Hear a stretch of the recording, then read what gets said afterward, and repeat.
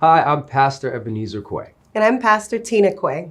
And we are here to do the marital arts. We're gonna have a lot of fun. We're gonna talk about all of the things that you are wondering about marriage. We're gonna cover as much of it as we can. So to kick it off, we are gonna start with one of my favorite topics. Oh yeah. Not my favorite. Agreements and arrangements. I'm big on the difference between the two. Entering into a marriage is a covenant. You know, it's one of the most sacred agreements that you can make. It's this agreement where you and your spouse and God decide to do life and life more abundantly together. And it sets the tone and the stage for everything that you do moving forward. And so you make that first big agreement, and then it becomes, how do we make agreements together, stage to stage, season to season, as we grow old and grow gray and you know, sip tea together and all of that stuff. And coffee. And coffee. And so I can't wait to get started on this. Agreements versus arrangements. I'll start with this. I love this verse. It's Amos 3:3. It's in the King James. How can two walk together if they do not agree? I got to the stage with us where I don't do anything unless we agree. Like I won't. And some people have a little problem with that because they'll ask me to do things. Are you available for? Can you do this? I need you here. And my default response is always, let me talk to my wife. Because it isn't just me. And that's the cool thing about marriage. Anytime someone asks of you, it's never just asking of you, it's asking of the both of you. And so I always make sure if I say I'm available, I've already checked in and said, babe, are we available? And so that is where we start, is to make sure anything that comes up, check with your spouse, because you are a package deal in everything that you do. Business, finances, career, all of it. It's always me or her. You gonna get me. If I'm the only one in the room, she's with me. Like if she's the only one in the room, I'm there too. So we're watching you. Even when you don't know, we know. I feel like I'm probably learning this at the same time that everyone else is learning it. Because a few months ago, and you pastor me in our marriage, which I appreciate. Like I am learning from you and you are guiding me and teaching. But sometimes that's alarming when you think you know what you're doing and then you get the side, So a few months ago, I believe it could have been as much as a year ago because it was well before I knew you were operating in this place of the established agreement and understanding. And I was not, and in some areas remain not, which I'm working on. And so I wanted to talk a little bit about how that works. Like you can use me as an example, but what are some areas where I think I'm walking in agreement?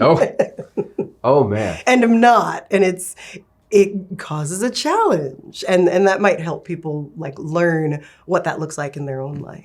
Well, and to be fair, I do the same. One of the things that we talked about that I had to realize is that we will start to move in what I call solo missions. And so I'll do something not understanding how it affects her, or I'll make a decision not understanding how it affects her, thinking that I can just go along and act this thing out and get away with it. And I'll use the term get away with it because that's really what we think we're doing. Sometimes I will, in frustration, go as far as to do something hoping that. Next level. Pretending that I'm just by myself in my own little world, which is just the denial of reality. Because we've been married for 6 years now, so I should know better. But we all need to be reminded. I think sometimes because we are independent in the sense that we are capable, independent individuals, I want to believe I can make a decision and we'll just make it work. And there's grace for that at times, and we'll get to how you get to that place later. That involves the vision. But for the most part, no solo missions. That's one of my big rules is I don't go on solo missions. And solo missions are something as simple as, we have a grocery list and I try my best to stick to the list. If the list says we have bread and tuna and salmon, I don't come home with, filet mignon. I'm not going to do that because 1, we didn't agree to it. 2, that has ripple effects and ramifications in terms of budget, in terms of storage. How do we cook this? Where are we gonna? And now we both have to figure out this thing that I've made a decision on. And the dangerous part about, the solo mission thing is all it takes is one little micro solo mission, like just one. This hurt my feelings a few weeks ago. Yeah. I felt attacked then. I don't feel attacked now. Because you're healed. Go ahead. But all it takes is one, micro decision, one budget micro decision. It's you budget to spend $10, you spend $10.50. And it doesn't sound like a big deal, but what happens is you've put forth out into the atmosphere that you can operate independently on behalf of the marriage. Or at the expense of. The expense of the marriage. Mm-hmm. And once you do it that one little time and there's no real ramifications and you don't have to hear the commentary from the other person, you get used to it. Mm-hmm. And so then it enables you to do it again and again and again, but you start to do it on a more macro level. And so now you start to have this thing where there's the part of you that honors agreements, and then there's the part of you that doesn't. Mm-hmm. And the more micro decisions you make outside of agreement and outside of partnering, it's like the one that is not accountable for their decisions, the one that's always operating outside of agreement starts to win. Mm-hmm. And so now it's almost like you're a whole other person. And so you've introduced this whole new person into your marriage. Your spouse doesn't know it. And you're just making decisions and they're catching the fallout. Mm-hmm.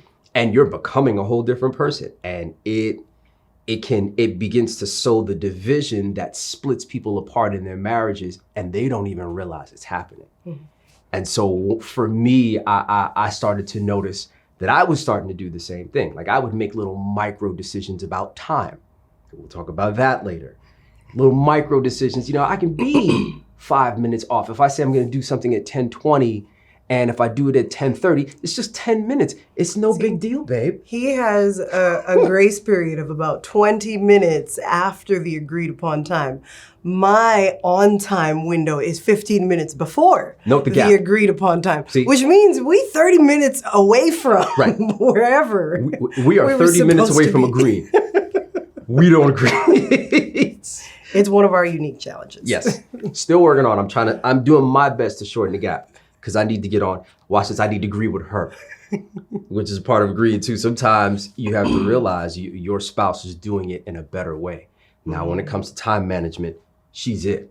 Like I come to her. If I've got 10 things to do, babe, how do you think I should go about this? And she'll say, how long does it take? And then once she gives me the answer, I'm in agreement with it because I know she does it best. When it comes to discipline with us, she'll come to me. Yes. Hey, there's this thing that I'm struggling with. How do I handle this?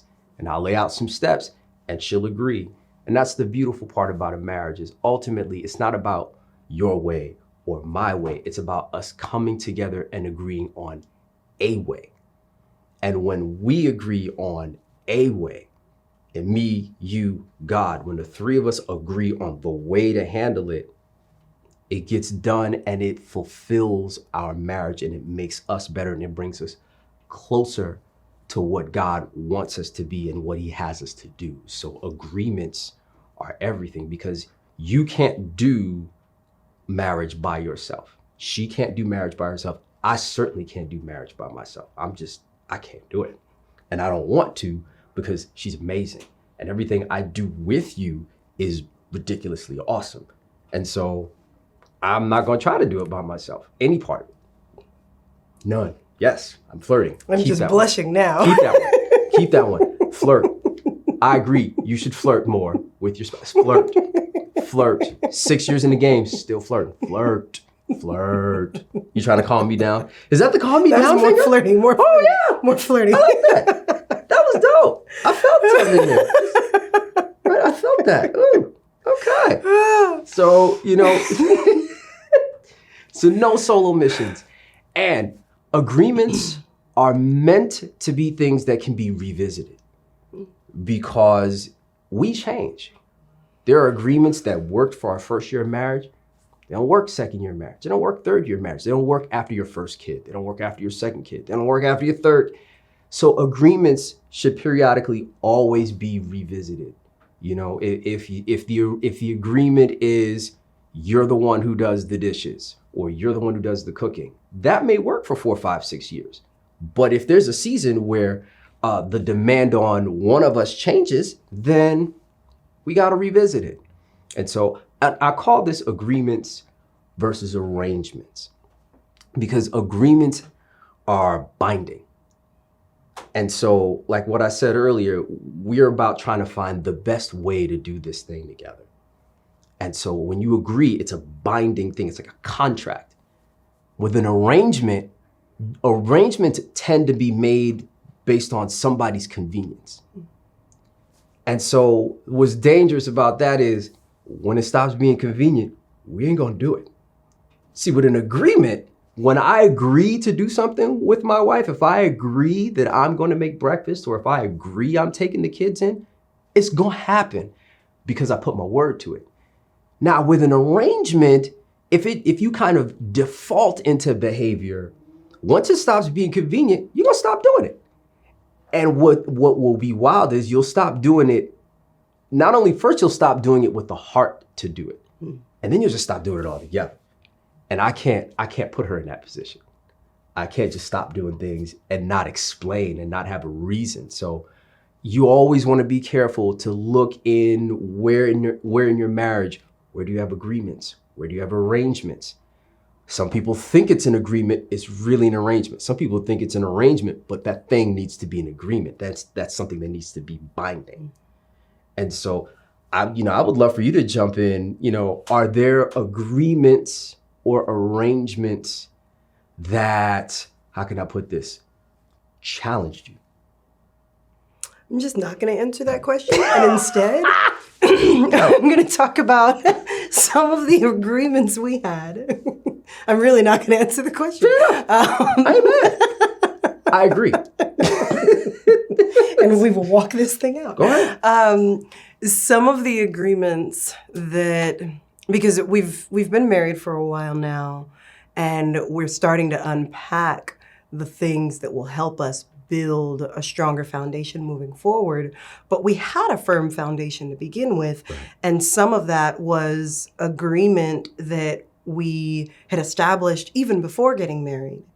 And I want to highlight that because the tendency is to kind of hear the information, think about where you are in relationship to what's being said, and then start to establish something moving forward. And a really great example of some of the agreements that we had in place and that folks who are watching may already have in place, because I love having a list of what's already been done. Mm-hmm. It's so motivating. When you're starting from ground zero, it's way harder to move forward than when you're like, oh, I've got 5 things accomplished already. So some of the agreements that we had in place were the prioritization of God first, of Him above all else. And we had, and this is not everyone's, I think, agreement, but it was for us, that your individual relationship with God and my individual relationship with God were prioritized above the marriage. And that's a little uncommon. Like I said, most folks will say that marriage comes first. And what was important about that is that we had to understand that our individual health and wholeness, that our individual relationship with God is what strengthens us, and that is what allows the marriage to be strong. And so if you're not whole or I'm not whole, there's no way the marriage is going to be whole. What we've seen and have heard and believe is that marriage magnifies whatever's already there.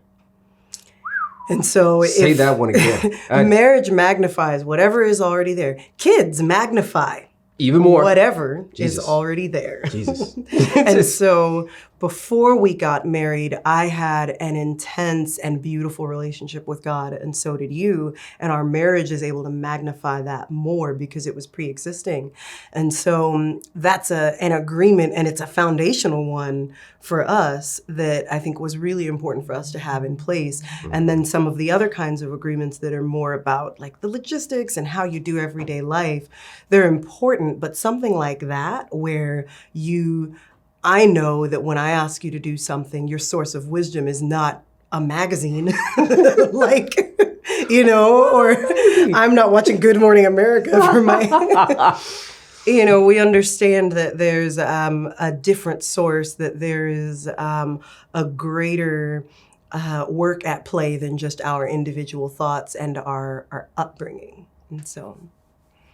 That's huge. And it's so important to have that unique relationship with God for yourself. Mm-hmm. And once you establish that that's how it's going to be, for us, it became, if something was wrong with her, the first thing I'm asking is, are you all right? Are you and God? You need to pray. Right? Do you need to pray a minute? Do you and him need to have a moment? Because I can go outside and do, and vice versa. And so you start to look out for each other's relationship because you agree from the outset, this is an important thing that has to be in place.